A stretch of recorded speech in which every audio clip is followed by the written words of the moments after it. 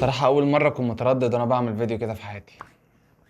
جماعة أنا محتاج مساعدتكم. 2022 كانت سنة مليانة جدا، عملنا فيها فيديوهات كتير قوي، كان دايما هدف إننا نتعلم من بعض، سواء أنا أديكم معلومة أو أنتوا تصححوا لي معلومة غلط عندي. المهم إن أي فيديو أو أي بث مباشر أنا عملته كان هدفه إن إحنا ننقل خبراتنا لبعض. عملنا سلاسل كتير قوي لأجمد الخدع في المونتاج وسلاسل التصوير والإضاءات. قلت لكم أسرار مفيش حد في السوشيال ميديا كلها كان مستعد إن هو يطلع يقولها في فيديو. كنت دايما بحاول أوصل للناس حاجة واحدة بس، إن مفيش معلومة ملك لشخص واحد بس، لازم كلنا نتشارك معلوماتنا، لازم كلنا نستفيد من بعض. شاركنا في هاشتاج انترنت غير محدود ووصلنا لشوط كبير جدا وان شاء الله مكملين. عملنا تجارب مجنونه وعملنا فيديوهات VFX وشرحنا ازاي بتتعمل. علق عندنا اكبر ناس في السوشيال ميديا كلها، حضرنا ايفنتات وتعرفنا على صناع محتوى كتير جدا كنت اتمنى في يوم انهم يكونوا اصحابي. وزي ما لاحظتوا عملنا جيف اويز كتير جدا وان شاء الله يكون في اكتر واكتر. حاولت على قد ما اقدر ان انا افرحكم في فيديوهات، وزي ما انتم شايفين دلوقتي ما بقولش انا، بقول احنا، لان البروفايل بتاعي هعتبره دايما مش ملك انا بس، بل دي تجاربكم انتوا. زي ما قلت لكم، زي ما اتعلمتوا مني انا اتعلمت منكم واستفدت منكم كتير جدا، وحاجات كتير قوي في شخصيتي اتغيرت بعد ما اتعاملت معاكم وشفت شخصيات حلوه جدا منكم. اعرفوا انكم من غير ما تعملوا اي حاجه انتوا ساعدتوني جدا ودعمتوني في اكتر لحظات انا كنت محتاجكم فيها. الصراحه انا ما كنتش محتاج حاجه اكتر من كده، لحد ما لقيت ناس كتير قوي بتقترح عليا ليه يا محمد ما تقدمش في توب كرييتور 2022. الموضوع مش بعيد عليك، عملت حاجات كتير قوي في 2022، بدايه 2022 ونهايتها دلوقتي في فرق شاسع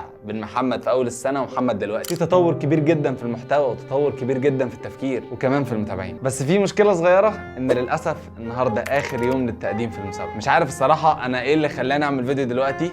انا دلوقتي 4 الفجر او 4 ونص ولسه همنتجه وهنزله، بس حاسس احساس ضئيل كده ان انا ممكن اتقبل في توب كرييتور 2022. عشان كده قررت ان انا اخد الريسك وحاسس ان انا هتقبل. عمره ما كان احساسي او عشمي في ربنا غلط، عشان كده انا بتمنى من كل قلبي ان انا اكون من ضمن صناع المحتوى المرشحين لتوب كرييتور 2022. كل اللي عليك ان انت تعمل لي لايك للفيديو على تيك توك وتعمل شير واكسبلور وتنقله في كل مكان. كل ما الناس هتعمل لايكات وكومنتات للفيديو ده وتنشره في كل مكان، كل ما زيد فرصتي ان انا اكون من التوب كرييتورز في 2022. مش عارف الصراحه اللي انا بقوله ده هبل ولا ايه، مش عارف اوصل اللي انا عايزه ده ولا لا، بس خلينا نجرب. ايه المشكله؟ حياتنا كانت كلها تجارب يعني، الحمد لله معظمها كانوا ناجحين. واثق فيكم من غير اي حاجه، انا بحبكم. سلام.